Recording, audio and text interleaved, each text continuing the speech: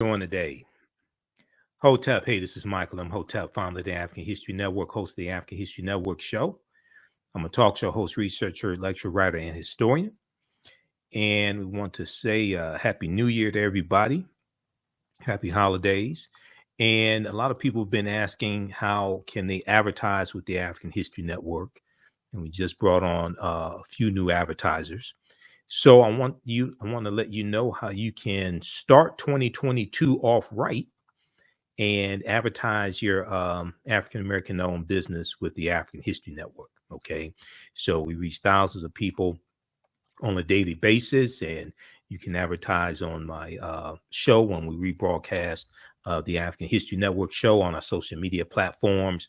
But we're also on 10 different audio podcast platforms as well. Okay, everything from iHeartRadio to FM Player, TuneIn, Castbox, Stitcher, Blog Talk Radio.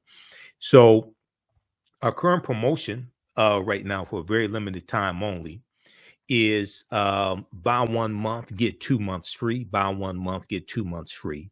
All right. And we take your 30-second and 60-second commercial. We put into the audio podcast of our shows. We also put into the rebroadcast of our shows as well. We rebroadcast my shows throughout the day. And also into the audio podcast of the shows.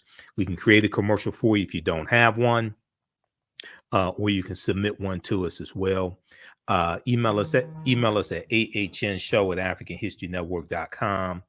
Email us at ahnshow@africanhistorynetwork.com for more information. And we have a deep, rich history in cooperative economics as well. We're going to talk about that some also. So regardless of what type of business you have, you may have a e-commerce business, you may have a brick and mortar business, you may sell African cultural products, African garb, books, soaps, different things like this, African American clothing, etc. Health and beauty products are really big. Clothing, shoes, African garb. You may be a book author, okay, or you may sell books, especially African history books, African American history books. It could be African American books that are fiction, but something that's really big are books for children, positive books for children that show positive images of African Americans. You may have a educational business. You may do homeschooling or produce curriculums or courses or teach financial literacy, things like this. Okay. So you want to advertise with the African History Network. Email us at ahnshow@africanhistorynetwork.com, ahnshow@africanhistorynetwork.com. And we'll let you know how you can advertise with the African History Network. Our current promotion is buy 1 month, get 2 months free. Buy 1 month, get 2 months free. Also, African American business owners, post the name of your business here on the thread of the broadcast as well. Okay. So we have a deep, rich history of cooperative economics. All right. And we know that the fourth principle of Kwanzaa is Ujamaa, which means cooperative economics. But a lot of people don't know the history that African Americans have dealing with the co-ops and cooperative economics.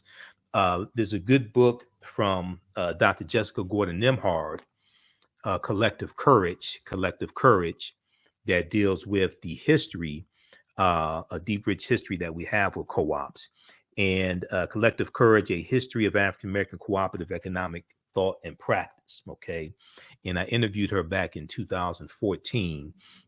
And there's also a good article from AtlantaBlackStar.com that talks about this. So we're going to deal with a little bit of the history of African Americans engaged in cooperative economics as well. Now, the Black cooperative movement has always been parallel to the Black liberation movements and civil rights movements. We've mostly heard about the political side of the movement, but you can't name a major Black political leader that did not point to cooperatives as a path to freedom. Whether you're talking about Dr. King, Malcolm X, Dr. W.B. Du Bois, Booker T. Washington, we know the Colored Merchants Association, which we'll talk about in a minute, comes out of the National Negro Business League. Okay. All right. Now, if we look at this here, now Dr. W.B. Du Bois in 1935 said, there exists today a chance for blacks to organize a cooperative state within their own group by letting Negro farmers feed Negro artisans and Negro technicians, guide black home industries, and black thinkers plan this integration of cooperation, while black artists dramatize and beautify the struggle. Economic independence can be achieved. To doubt that this is possible is to doubt the essential humanity and the equality of brains of black people. All right. So when we look at our history, you could read Before the Mayflower by Lerone Bennett Jr., but Collective Courage is a really good book that focuses on history and entrepreneurship and specifically the cooperatives. And the concept of the cooperatives are principles we brought with us from Africa, okay, especially West Africa.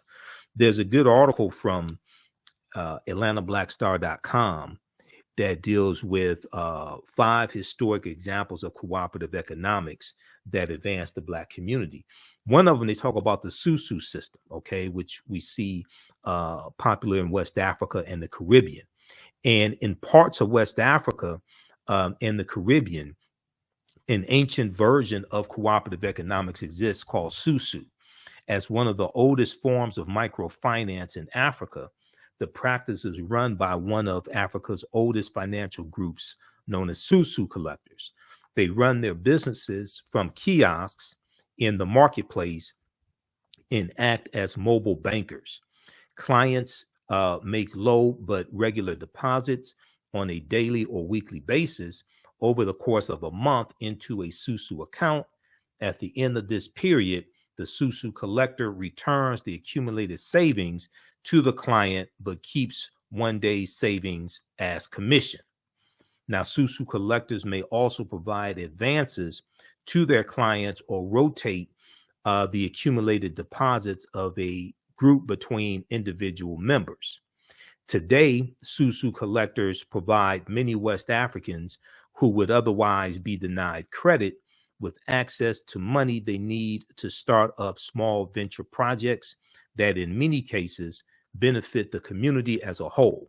In the United States, Black immigrants from the Caribbean have enjoyed one of the highest economic growth rates using a form of the Susu and leveraging this practice to establish successful credit unions. And a credit union is one of the most well-known forms of a co-op, because with the credit unions, the people who have accounts with the credit unions are also owners. They're part owners of it as well. All right. Now, African-American business owners, post the name of your business here on the thread of the broadcast, and we'll let you know how you can advertise with the African History Network. We have low-cost ways to help you market your business and reach thousands of new customers each week. And our current promotion is buy 1 month, get 2 months free. Okay, buy 1 month, get 2 months free. That's only for a limited time only while we have inventory, while we have space available. And I can create a commercial for you. If you don't have one, we take your 30-second to 60-second commercial, put it into the rebroadcast of my shows. My shows on Monday through Friday, 11 p.m., normally 11 p.m. to midnight Eastern Standard Time, and we rebroadcast the shows throughout the day. And then also on Sundays, 9 p.m. to 11 p.m. Eastern Standard Time as well. So your commercial will be in the rebroadcast of our shows, but also in the audio podcast of our shows, also on 10 different audio podcast platforms, including Facebook podcasts. So they get uploaded. The audio podcast gets uploaded to our Facebook fan page here, the African History Network. We're on iHeartRadio, Castbox, FM Player, TuneIn, Blog Talk Radio, iTunes, Stitcher, a number of different audio podcast platforms as well. So email us at ahnshow@africanhistorynetwork.com, ahnshow@africanhistorynetwork.com. And we'll let you know how you can advertise with the African History Network. We can get your business up and running today. All right, now if we look some more at the co-ops in our history of cooperative economics, and it may be a co-op that you want to promote. Your business may sell African jewelry. You may have a fitness website, maybe a personal trainer, or sell fitness equipment. It may be an event coming up that you want to promote, a conference, seminars, etc. You definitely want to advertise with the African History Network. But when we look at some more at our history with cooperative economics, one of the early co-ops was the Free African Society. The Free African Society, founded in 1787 by Richard Allen and Absalom Jones. Okay, and oftentimes, if you go to business school, and I graduated from Wayne State's business school back in the 1990s, we learned, white business principles, but we didn't learn about the co-ops. Now, I was studying African history at the same time and reading Dr. Jawanza Kajufu, Black Economics, and studying some other information. But in our classes, we didn't learn really about the co-ops and the deep, rich history that African Americans have in cooperative economics. Also, we were taught white business principles. Now, in 1787, Richard Allen and Absalom Jones, who were prominent African American ministers in Philadelphia, Pennsylvania, formed the Free African Society. Now, this is 1787, and we're using the term African.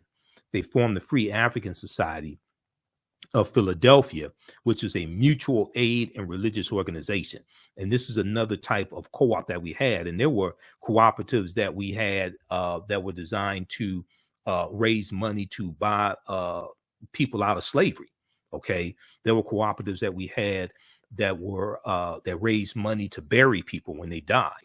Now, the organization, the Free African Society, functioned as both a mutual aid society and a club,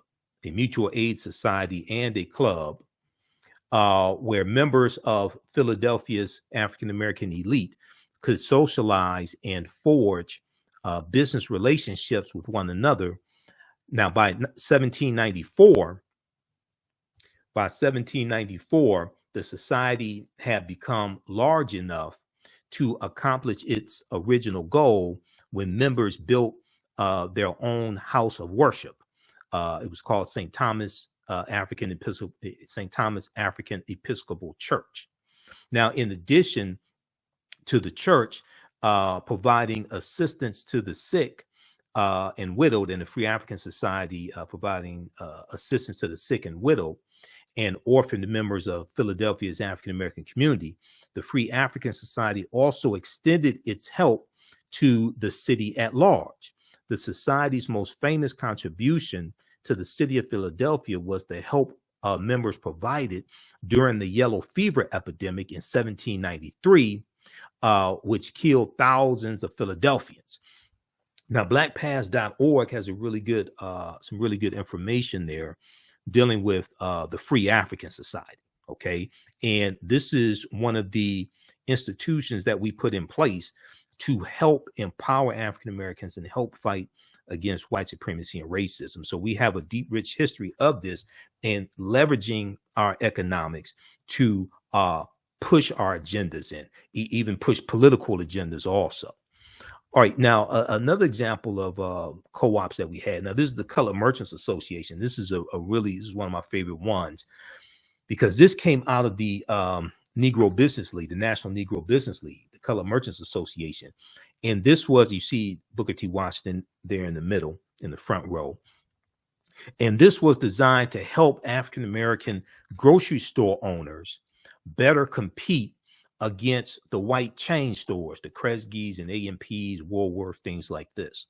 Okay, so in 1928, the National Negro Business League of Montgomery, Alabama, established the Colored Merchants Association, the CMA, the Colored Merchants Association, which was a cooperative organization of African American grocery stores. And one of the most popular types of businesses that we owned back at this time, late 1880s, 1890s, early 1900s, were grocery stores, but then also funeral homes and life insurance companies. Okay, because you have to eat, you're gonna die, and you're going to need some life insurance, burial insurance, etc. Okay, so this, or the Colored Merchants Association, which is really not talked about a lot, came out of the National Negro Business League, which was founded by Booker T. Washington in 1900.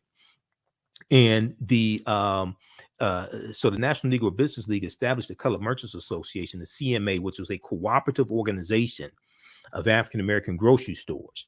The purpose of the organization was to reduce the operating costs of Black retailers through mutual support. Reduce the operating costs of Black retailers through mutual support, cooperative buying, and collective marketing. So being able to buy in larger quantities, get economies of scale, get a lower price, pull resources together, have collective marketing so they can get better rates when they market in newspapers or different things like this. Okay. And this was designed to help these African-American grocery stores better compete against the larger white-owned chain stores. And this was taking place in a harsh market dominated by white-owned chain stores. The Colored Merchants Association model, the Colored Merchant Association's model, was markedly successful. Associated stores reported increases in business and profits. Now, the association spread to nearly 18 cities, including Chicago, Philadelphia, Nashville, Dallas, and New York. The Colored Merchants Association built its national headquarters in New York City in October 1929. Chapters were organized in cities with 10 or more stores. Now, the members of the Colored Merchants Association paid $5 per month per store and were required to meet designated standards. By 1930, 253 stores were part of the CMA network. So these are African-American owned grocery stores that are in this organization designed to help them to better compete. Okay. Now, if you all are, one, African-American business owners, post the name of your business here on the thread of the broadcast. Two, if you're a member of a cooperative, especially a food co-op. Now, here in the Detroit area, we have Black Food Security Network. Okay. But if you're a member of a co-op, especially a food co-op or something like that, or a co-op, cooperative grocery store, post the name of that as well. All right, let's continue here. So members of the Colored Merchants Association receive support services from the association, such as intensive training in merchandising techniques, sales training, advertising, and management resources, such as market analysis, inventory, and bookkeeping systems, and collection and credit procedures. Now, these are some things that hopefully the Black Chamber of Commerce in your city is doing. If not, maybe you all can in that city create an African American Chamber of Commerce that addresses some of these issues. But these are some things that I know in some cities the Black Chambers of Commerce are trying to address, but they need support as well. Now, another cooperative, and this was probably one of the largest ones. This one, the Colored Farmers National Alliance and Cooperative Union, founded in 1886 in Texas. This one grew to about 1.2 million members.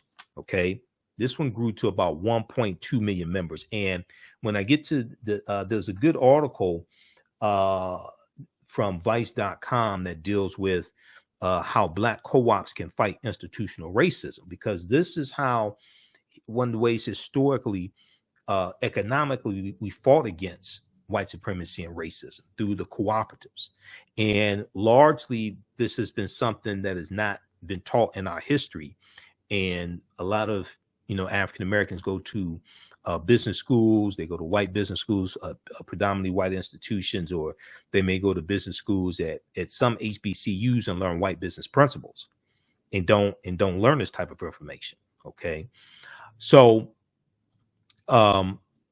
what happens is a lot of these co-ops had to disband because they got threats from white people. They got threats from white supremacists. Members were attacked, beaten, killed, etc. So a lot of these co-ops had to disband just to save people's lives. Okay. Now, the Colored Farmers National Alliance and Cooperative Union, the CFACU, was founded in 1886.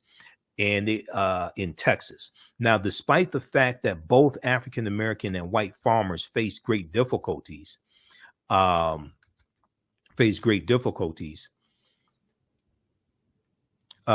the rising price of farming and the decreasing profits that were coming from farming. Okay, the protective organization known as the Southern Farmers Alliance did not allow African American farmers to join. So you had a group of African American farmers who got together and decided to organize their own alliance to fill their need. Okay, and they call it the Colored Farmers National Alliance and Cooperative Union. Now, the CFACU operated under fear and harassment by white farmers, but managed to operate several cooperatives in the late 19th century before having to disband, because they were getting death threats and being attacked. Now, members of the CFACU shared agricultural techniques and innovations and coordinated cooperative efforts for planting and harvesting. The union promoted alliances between farmers and laborers and was active in local and regional politics in order to maintain rights for African Americans after Reconstruction. Now, Reconstruction is 1865 to 1877, and I teach a class usually on Saturdays from the Civil War to the Civil Rights Movement of Black Power, 1865 to 1968. Now, it's estimated that the Colored Farmers National Alliance and Cooperative Union had 1.2 million members and was the largest Black organization of its time. Okay, they grew to 1.2 million members, but you know, they had to disband, and you're going to see this oftentimes where you have these organizations that are being attacked by white supremacists. Okay, not able to join white unions, not able to join white organizations, but then they get attacked by white supremacists when they become prosperous and organized amongst themselves. Now, this is if you see some of my lectures, you hear me talk about the pyramid principle that two of my teachers, Dr. Leonard Jeffries and Professor James Small, teach about. And, you know, the foundation of the pyramid is African history and culture, which gives us our VIPs. It gives us our values, our interests, and our principles. And this influences the two sides of the pyramid, our economic empowerment and political empowerment, but it also influences how we engage in economics. Okay, do we take white business principles and dress them up in red, black, and green? Okay, or do we operate based upon cultural business principles and cultural ways of doing business and cultural ways of structuring businesses? Okay, and this is something that the cooperatives teach us. And once again, like I said, these are principles we brought with us from Africa. Okay, so the foundation of the pyramid is African history and culture. It's our history and culture that gives us our values, our interests, and our principles, our VIPs. This gives us a cultural paradigm that we see reality through. And one side of the pyramid is our economic empowerment. The other side is the political empowerment. And we have to have a synthesis of all of these sides as well. We have to have a synthesis of all three of these, not just one. And when we look at all the great African civilizations that many people like to talk about, whether we talk about ancient Kemet, ancient Egypt, whether we talk about Nubia, Ta-Nehisi, Abyssinia, Songhai, Mali, Songhai, Great Zimbabwe, Ghana, things like this. When you study those societies, they have some type of economic system. Okay, they're going to have some type of bartering, some type of trade, some type of monetary system. They're going to have some type of marketplace also. Okay, they're going to have some type of bartering system, some type of monetary system, whether it's gold, whether it's salt, some type of medium of exchange. They're going to have some type of marketplace as well. Okay. So when we look at all these different great African civilizations, so this is in our history. Okay. Now, if we, and those who just joining us, I'm Michael Imhotep, host of the African History Network show, founder of the African History Network. African American business owners, post name your business here in the thread of the broadcast, and email us at ahnshow@africanhistorynetwork.com. We'll let you know how you can advertise with the African History Network. Our current promotion right now is buy 1 month, get 2 months free. Buy 1 month, get 2 months free is our current promotion for limited time only while we have inventory. Email us at ahnshow@africanhistorynetwork.com. ahnshow@africanhistorynetwork.com. We'll let you know how you can advertise with the African History Network. We take your 30-second to 60-second commercial, put it into the rebroadcast of my daily show. And then it's also in the audio podcast version of my shows. So we're on 10 different audio podcast platforms: iTunes, iHeartRadio, FM Player, Stitcher, Castbox, FM Podcasts. Now, I want to go back to this here. So we have the Colored Farmers Union, and there's a good article from Vice.com that deals with some more of this information. And this article is from 2016, August 9th, 2016. I want to focus in on page 6 of this article. You can read the entire article. It's called How Black Co-ops Can Fight Institutional Racism. And it's an interview with Dr. Jessica Gordon-Nembhard, who wrote the book Collective Courage. Okay. And she's an expert on cooperative economics, about the ways that African Americans can join together through a capitalistic enterprise and create social change. It's a really good article from Vice.com. Now, there are other articles, interviews with her as well. News1.com has a good one also from a few years ago. But if I want to go to page 6 here specifically. Here's a picture of Dr. Jessica Gordon-Nembhard, but I want to focus in on page 6 that starts with how do co-ops function in a capitalistic system? Here's the cover of a book that I just showed you. Her book is fantastic. Like I said, this type of information, I learned this in business school. In business school, we were taught white business principles. This is her book once again. And I interviewed her back about 2014. She was speaking here in Detroit. So I interviewed her and got her book and read articles about her. And I was blown away by the information, because in my research dealing with African history and African American history, that's how I really learned about the co-ops, but not so much so in business school. Now, and let me see, I'm going to blow this up here. So how do co-ops function in a capitalistic system? Okay, this is the question she was asked. And when, you know, in school, we're taught basically white capitalism, but we're not taught about how the ways that African Americans historically fought against that, and how a lot of our businesses were either structured as co-ops or belonged to co-ops.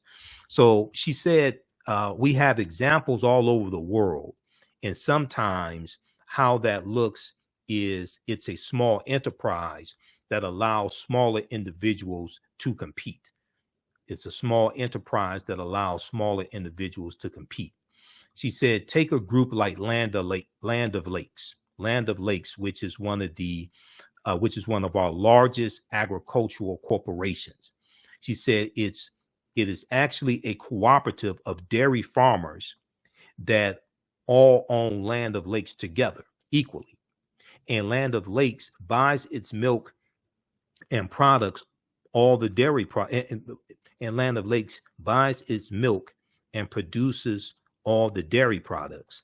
So the co-op has factories, does all the production, does all the manufacturing, handles the business side, that frees the farmers up to do their dairy farming, knowing that they have a market.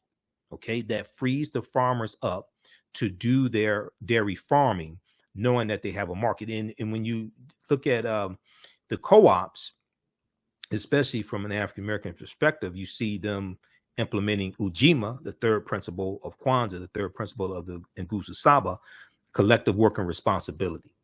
Now, individually, they wouldn't be able to afford a production plan or afford all of the advertising individually, but owning it all together, the individual farmers can now afford to compete. All right. So she was asked, what role has cooperative economics played in Black communities in the U.S.? Okay, Dr. Jessica Gordon Nemhard said African Americans have engaged in some form of collective economics throughout our entire history in America. And you look at the Free African Society, there are numerous examples of this. Okay, oftentimes we're not taught to focus on that and like connect all of this together. Okay, but there are numerous examples of this. Now, she says sometimes it was tilling kitchen gardens on Sundays when we were not working as enslaved people and sharing the produce. Sometimes it was putting in dues to bury loved ones. Okay, because and you're going to have the mutual aid societies and the benevolent societies that are going to raise money to bury African Americans who have died and they didn't have life insurance, things like this. Now, by the 1700s, 1800s, we had more formalized systems of collective economics that were more enterprise driven, like insurance companies and collective farming. Eventually, we had collective grocery stores, credit unions, and healthcare. Europeans eventually recognized the model around 1844, and it formally came to the U.S. To the U.S. African Americans then started forming official co-ops in the 1860s and 1870s. By the 1880s, labor unions were actually helping workers to start their own co-ops, and African Americans were involved in that too. And we know that labor unions are going to become really big after slavery ends, like the National Labor Union founded in 1866, American Federation of Labor founded in the 1870s, right around 1875.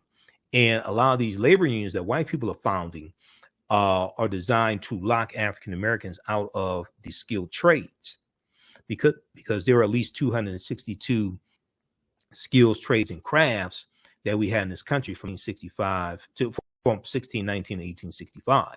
Okay, so as long as we were doing those jobs for free, it was okay. But after slavery ends, now we can compete for these jobs, and this is something that the Freedmen's Bureau, the U.S. Freedmen of Refugees, the U.S. Bureau of Freedmen, Refugees, and Abandoned Lands, the Freedmen's Bureau.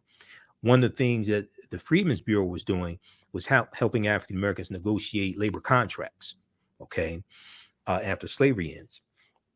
So it becomes a problem because our skill set was as good as many white men, in many cases better, okay, because we would have had a monopoly on the skilled trades during slavery. Okay, now that we can compete for wages, now it's a problem. Now, by the 1880s, labor unions were actually helping workers to start their own co-ops, and African Americans were involved in that too. And we know that the Industrial Revolution that starts in the 1790s in Manchester, England, we know the Industrial Revolution is going to cause the need for organized labor. Okay, and these are the labor unions also that were fighting for better working conditions for white people, especially white people working in the factories, because the factories were unsanitary. They didn't have the 8-day, they didn't have the 5-day work week. They didn't have the 8-hour work day.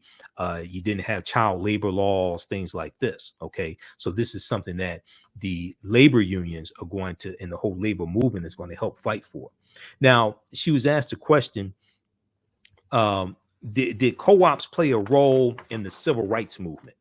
Did cooperatives play a role in the civil rights movement? Okay, She said she said it was what I call a silent partner to the movement.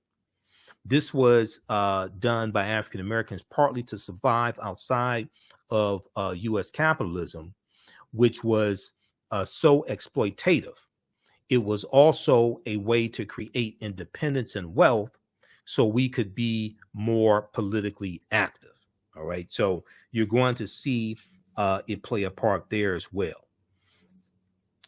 So read the rest of this article here from vice.com. This is how Black co-ops can fight institutional racism. How Black co-ops can fight institutional racism. This is from April.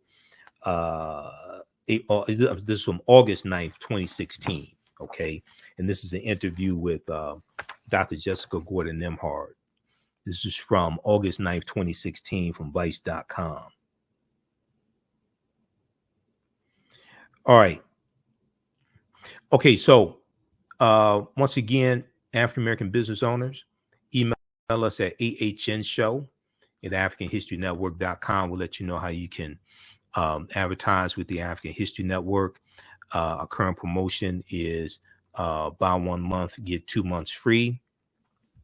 Current promotion, buy 1 month, get 2 months free. And regardless of what type of business you have, it could be an e-commerce business and or brick or mortar store. You may sell African cultural products, African American products, African American cultural products. It could be clothing, hair products, health and beauty products as well, shoes, African garb, books, especially books for children are really big. But history books, you may have a company where you sell African history books, African American history books online, or you may have a bookstore. It could be books of fiction. You may be a book author yourself, self-help, all different types of educational books, financial literacy. Education is really big. Homeschooling. You may own a homeschool. You may have homeschool curriculum. A lot more African-American parents are homeschooling their children as well. You may teach about financial literacy. There may be events that you want to market, okay? Whether events for Dr. King Day, African-American History Month, Juneteenth, Women's History Month, etc., conferences, seminars. You may sell jewelry, African jewelry, etc. You may have fitness websites. Email us at ahnshow@africanhistorynetwork.com. ahnshow@africanhistorynetwork.com, and we'll let you know how you can advertise with the African History Network. You can also visit our website, africanhistorynetwork.com. We're on 6 days a week, basically Monday through Friday, 11 p.m. to midnight Eastern Standard Time, and then also on Sundays as well, 9 p.m. to 11 p.m. Eastern Standard Time as well. So visit our website, africanhistorynetwork.com also. Okay. All right. Look, we have to get out of here. Remember, at the African History Network, we focus on educating, empowering, and inspiring people of African descent throughout the diaspora and around the world. Hope everybody has a prosperous 2022. Okay. Happy New Year to everybody. And I'll look for your emails. Talk to you next time. Peace. Remember, right now is correct. Wrong behavior is not over till we win. Wakanda forever. And we'll talk to you next time. Mental health and well-being have long been a taboo subject in the so-called African American community. So I enlisted the help of mental health experts, thought leaders, and activists to help kill the ghost of Willie Lynch and heal from post-traumatic slave syndrome. We experience trauma a lot of times on a subconscious level. So sometimes something happens to us and we know that it's traumatizing, but we don't really recognize the extent of the trauma. Kwanzaa is coming, and the KwanzaaShop.com has all of your Kwanzaa needs. Order your Kwanzaa set today, which includes a kinara, candles, a mat, a cup, the African American flag, and a basket. Visit the KwanzaaShop.com, the KwanzaaShop.com.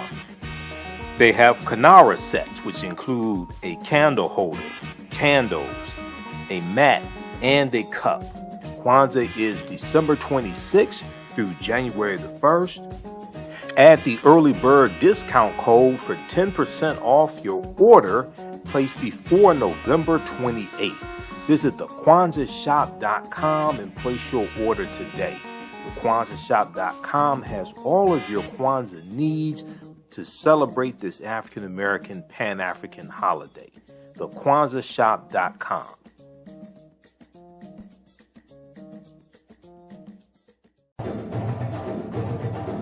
Soul in Motion, celebrating 38 years in the arts.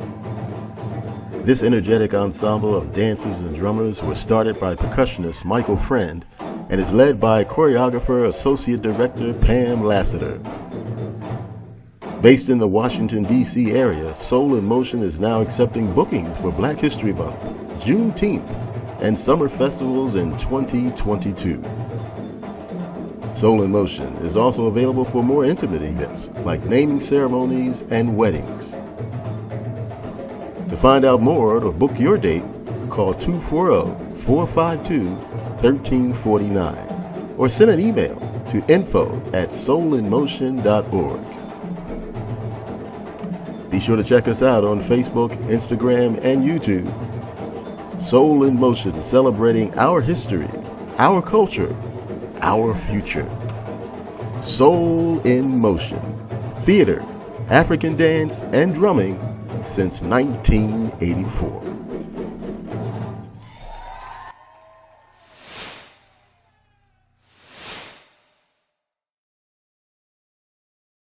Black on Purpose Television Network.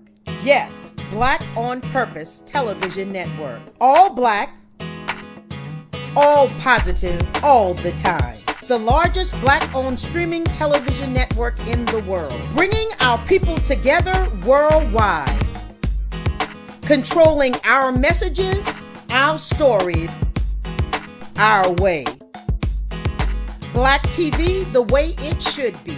Black music, Black history, and more. 30 plus channels, thousands of shows. Black on Purpose Television Network. Subscribe now.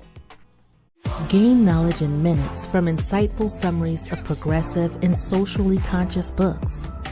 Blacklisted gives you access to curated content that'll satisfy your curiosity to learn and understand different perspectives. Empower yourself through inspirational and actionable ideas. It's easy to read or listen to on the go. Blacklisted. Empower yourself. Start your free trial today.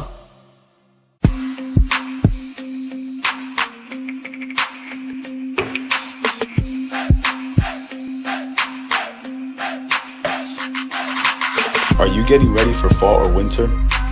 We have the solution for all seasonal clothing needs.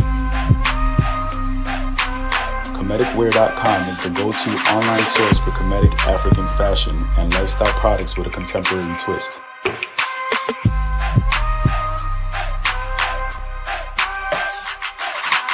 We're committed to offering unique styles reflecting our African heritage.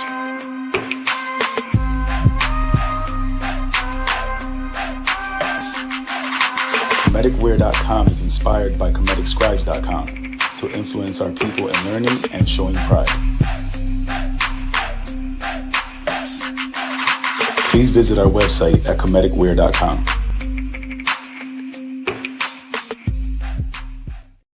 We all know the cannabis industry is headed toward an uprise in the past decade. What happens when there is a brand that brings this uprise in a blow? The cannabis industry welcomes her uprise. Hustle her hemp. Delivering excellence with pride is her watchword, and how you choose to embrace it makes it a priority. From cultivating rich cannabis into exquisite and tastefully finished CBD products to delivery, Hustle Her Hemp leaves no stone unturned. Hustle Her Hemp's mission is to empower women of color by building business and creating legacies, uniting beauty, health, and business. We are a pure definition of how we want the CBD industry to become in the future. While we are redefining innovation, we bring the same energy to improving the quality of life. Hustle Her Hemp is the new uprise.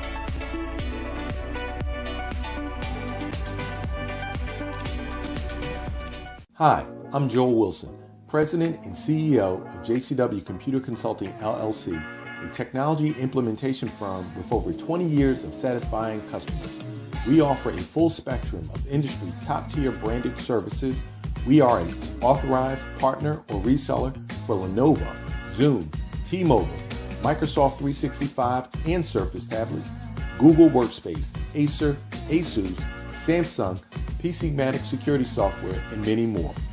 Our online store features laptops, Chromebooks, computers, printers, accessories, and software. Businesses, take advantage of our free 1-hour Zoom tech consultation and know we offer top nationwide high-speed internet service providers, voice over IP, and cellular phone services. Home users, don't miss our current in-stock Chromebook inventory. Please visit us at jcwcc.com or call 215-879-6701. iRedify is a Black-owned digital platform that showcases Black and Brown cultures and people. The books on the platform are written by African American authors, Afro-Caribbean authors, African authors, and so much more. Kids 14 and under can read ebooks, listen to audiobooks, and complete learning activities. Kids can even write in the books digitally. Get unlimited access to everything on the platform for only $8.99 a month at iRedify.com. Sign up for your membership today. Come and travel with me to a time long ago and place far away. You will experience high adventure and excitement. You are fighting alongside an ancient army in fierce battle. Feel the exhilaration of struggle and final conquest. My name is Meninkere, and I am both a prince and a priest in one of the most advanced civilizations humans have ever produced. I want you to ride with me in my chariot as I slay the barbarians who have come to invade my land. I invite you to sit at the conference table with the great Pharaoh Taharka and his ministers as they plan intrigue and use subterfuge to outmaneuver and defeat the enemy. Come back with me to the land of your ancestors, to the beautiful land of Kemet. So open the pages of this book and begin the adventure. Find out what happens in the book Meninkere Battles the Assyrians in the Nile Valley from author Makari Jones. Get your copy today at Amazon.